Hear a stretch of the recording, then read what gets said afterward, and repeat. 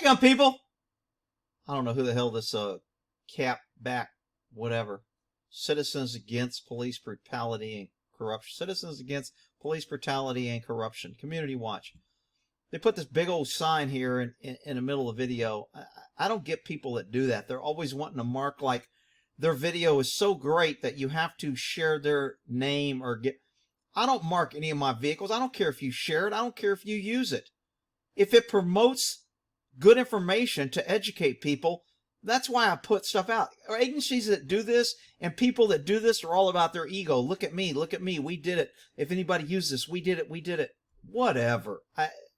I'm gonna fuzz this out just because I would never support this organization, because instead of making videos that people can share and learn from to get the information out there, they would rather put their name in block. But anyway, let's get to the video. To look through the James Palermo criminal case file, we found a stack of other dash camera video.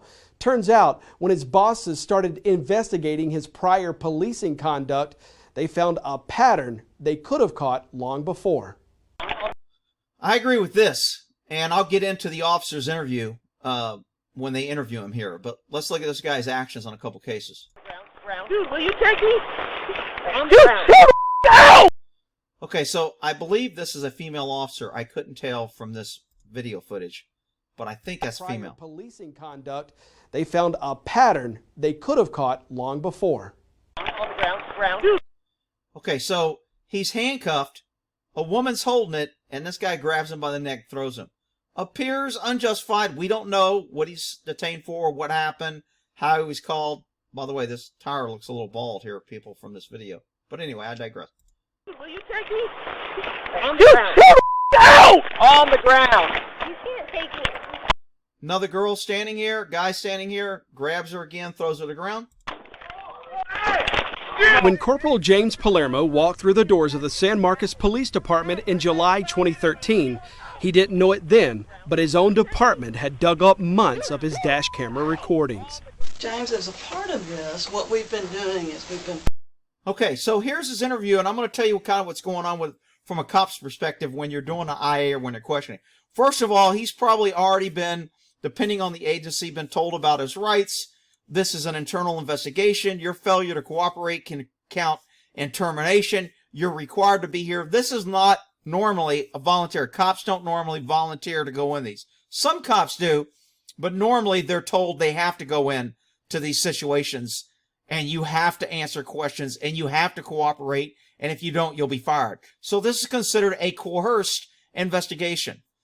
It won't be used against him criminally, not what he says in here, because he doesn't have a choice if they gave him that warning. Pulling all your pending cases at the Hays County District Attorney's Office. That's San Marcos Police Commander Penny Dunn. She led the investigation into Palermo. Commander Penny Dunn. She's a commander. Wonder how she got promoted. She looks like the great physical fitness. She's probably been out there, made a lot of felony arrests, probably done a lot of police work.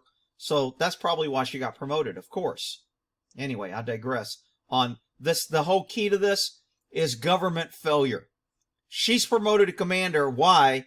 And now she wants to be tough person after someone else does all the work. She didn't do any of this investigation.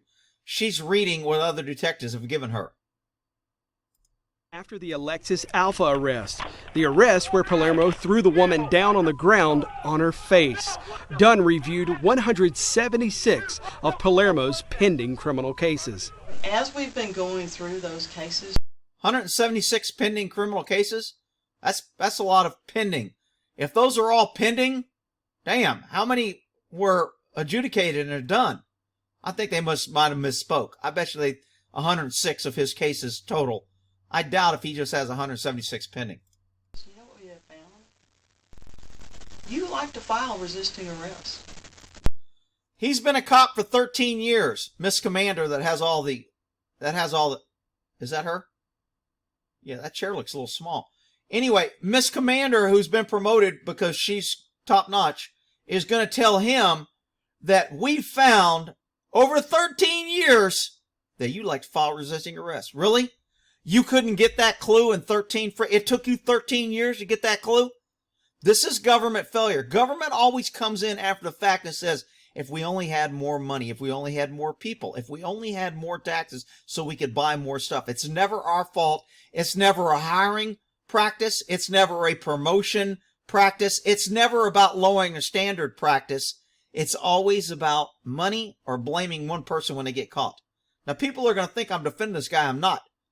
What I'm doing is letting you understand the system makes him, allowed him, hired him, retained him, and promoted him to corporal, which is normally a supervisor when there's no supervisor working. And they've done all this, and now suddenly after 13 years, when they get caught, suddenly Johnny on the spot, commander female, promoted for her long service of whatever, is now going to play how great government is and how sharp she is for catching this. Really? And you file it really inordinately more than any other officer in this police department. And we find that a lot of these people get hurt. Wow, you found that? In 13 years? Man, you guys are quick. I figured it would have took most people 20, 30 years to find that out. Really? So you see how this is being played out as government success for catching somebody? Yet they hired and promoted and kept this guy, hired and promoted and kept her for 13 or more years. And now suddenly everybody's a good guy except the officer that got caught. And I'm not protecting him, people. Try to keep your eye on the ball. I know it's tough. And the ones that do are the ones that push your buttons, that set off a trigger. This interrogation video shows Palermo mostly sat and listened as she pointed out what she called a pattern of hitting people with charges they never committed. How do you explain that? Who thinks this is the only cop out there that arrests people for resisting arrest and the charges are never there? Who thinks that other cops aren't doing the same exact thing this guy's doing and nothing happens? Like I said, everything's okay in government until they get caught. And then as soon as they get caught, it's because of a shortage of people. We need more people. It's a shortage of money. We need more money. We always need more government to fix what government creates. As far as the resisting arrest charges, as we talked about when we talked here, during the arrest process, they attempt to get away from me, flee, move away. This is what I call typical. Look, all cops are taught how to justify your actions. We're taught at an academy. We're not taught to make it up. We're not taught to say things that aren't true. We're taught that when somebody resists, here's how you articulate it. When somebody does these things, here's how you articulate it. Resistive tension, pulling away, resisting arrest, trying to get away, reaching for my gun. Things like that. You need to be able to articulate that when it happens in order to justify your actions. The problem is cops learn. They're not as stupid as people think. They learn how to survive, and they suddenly repeat the company line, and they know that as long as I can say, I believe that I was in danger, the court has ruled that you have to judge my belief by other cops. And other cops are going to believe the same thing because they're out there doing the job and they know. Very rarely have you seen a cop get up on a stand and testify that I think the cop overreacted and I wouldn't have done it that way. You know why? Because when I was a use of force expert and the DA would call me on a use of force to help his case and to side with the cop, as soon as I said, I think the cop was out of control and he shouldn't have done that, the DA went, thanks for your help, I'm going to use a different expert. And I was moved to the side and they used an expert who agreed with the guy. And the public, nobody ever knows how many cops stand up, but they're not used and they're not asked. And the DA doesn't tell the prosecutor, we were going to use Rick Gore on this, but he didn't agree with the cop and he thought the cop. But they don't tell the defense that. They should. Under discovery rules, they're required to tell them that, but they don't. And so that's why you only see cops justifying what other cops do. People think it's this big blue line. There's some good cops out there that wouldn't play this, but guess what? They're not going to be called by the prosecution team because we're all on a team. You got to be a team player. We all work for the government. We're on the same team. It's us against them, those pesky citizens and government. We have to protect our jobs. We have to protect our pensions. We have to protect our pay. We have to protect us and make us look good so people won't push back and fight against us, because we're the government, and those pesky tax-paying citizens is just a money source. That's where I felt it. That's James Palermo's penal code. That's not the state of Texas penal code. Well, obviously it is the state of Texas, because for 13 years, you freaking idiots didn't catch it. You aren't monitoring. Nobody's supervising. Nobody's reviewing these arrests. The DA, and this guy even says in his interview, the DA never gave me any negative feedback. Of course not. See, the DA can always write a report to the police chief and go, hey, this officer was out of control and I can't prosecute this. And that would go in the officer's jacket. But we're on a team, and I might need that officer in another case, so I don't want to piss him off. And I might need the DA, so I don't want to piss him off. So we end up not pissing each other off and playing politics. Meanwhile, the pesky citizens become our victims, and people run around want to blame me because I'm hating on cops. Freaking idiots out there. I read it. I believe that force, whether it's force against me or force trying to get away from me. Notice he says, I believe. Why does he say that? Because the Supreme Court has ruled that it's not what you believe, it's not what you think, it's not what the public thinks, it's not what the media thinks. A cop's actions must be judged on other cops. Would they do the same thing in the same situation with the same experience? Those are the rules. Cops know the rules. Cops know that if I say, yeah, I just threw him to the ground because he was being a jerk, I'm going to get screwed. But if I say, I believed he was resisting and he pulled away, and therefore I was in fear, and my belief was real, and I believe any other cop that was in that situation would do the same thing, therefore, I know I'm safe. That's the way it goes, people. You can hate on me. So we can actually get away from me. That's what I believe is the case. I wrote that. That's the way I would write it in my narratives. It would be approved by the supervisors that way. Even when it got to the DA's office, I didn't hear any feedback from them saying, the DA guys, we talked. See, this guy has a great defense, and all government employees have a great defense, because government doesn't enforce the rules on government. Then when they try to enforce it, the people's defense is, hey, nobody ever fucking told me I was doing it. Nobody ever told me I was being a bad guy, I was being too aggressive. The DA didn't tell me. My supervisors reviewed my reports. They didn't tell me. Supervisors reviewed the video. I didn't try to hide anything. I've been totally transparent. I'm on video. And nobody has ever told me I'm wrong until now. Guess what? That's a pretty good defense. That's when supervisors and agencies need to be held accountable, but they never are. You notice supervisors and agencies are never charged with negligent retention, negligent hiring, negligent failure to supervise. They're never charged with that. Why is that, Rick? Well, if you can't figure it out, you're just an idiot. Here's your sign. I didn't hear any feedback. Okay, well, this is kind of this or that, or you know, that doesn't really fit or whatever. I know there was no feedback saying. I read the. So this isn't your fault? This is someone else's fault? My perception was the force. If I was in that interview, I'd be like, as a matter of fact, it is. I think you need to be talking to the supervisors that reviewed my reports. They have more experience. You obviously trust their judgment because you promoted them above me. You have them supposed to be representing your department agency. They read the same penal code that I did. They saw the same evidence that I did. You've got DAs who are prosecuting that know that penal code better than me. And now you're telling me that it's my penal code and I'm the only one that didn't see it? You're the commander. How do you not know this is going on for 13 years? You don't want me in there defending this guy.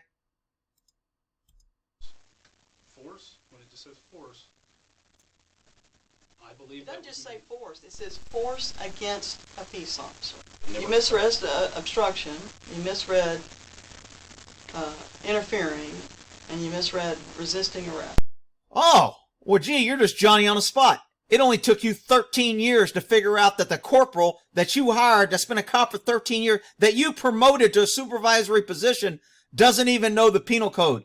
Congratulations. You're a freaking superstar. In government, that's what they think. How freaking outrageous. I'm not defending this cop, people. I'm just telling you, stop blaming the cops who were playing within the rules, and you let the upper echelon get away with this shit, and you never hold them accountable.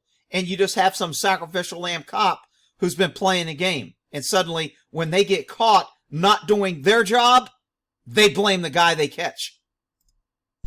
You are a 13-year veteran police officer of the rank of corporal, which is many times an acting supervisor in this police department. And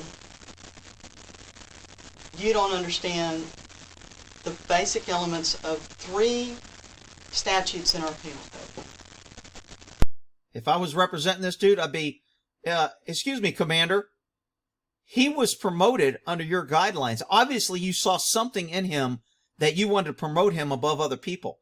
You obviously have trust in him because you made him a supervisor, and he was actually reviewing other police officers' reports and responding and making decisions as a supervisor.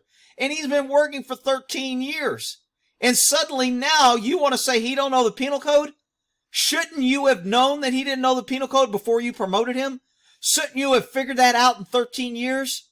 That's what my defense would be. I would hold these people accountable, and nobody does. They just want the sacrificial lamb. I have to say it again because I'll have some idiot here. You're just defending the cop. I'm not defending this guy. I'm attacking the system that allows, promotes, and builds these guys and allows them to run their tyranny unchecked until they get caught. James, what I said was you're not going to deflect anything away from you. You are fully responsible. And even though you do not want to be accountable for your actions, and you have not wanted to be accountable in the past for your actions, this is a situation that you're going to be held accountable for. Really? That's the situation? They're going to hold him accountable? Well, what about you not being held accountable? What about you not supervising your department? You're not having competent supervisors that would identify this earlier. You didn't identify it earlier. What about the DA who didn't identify it earlier? What about the entire system for 13 years that promoted my client to the rank of corporal and allowed him to be a supervisor? And now you're trying to tell me, oh, we didn't know? We didn't know he didn't know what the penal code is. We didn't know he was doing this. We didn't know he was abusing citizens. It's not our fault. It's his fault. Really? I call BS. But that's my take. You can call me any cop hater or cop lover. We'll end that there.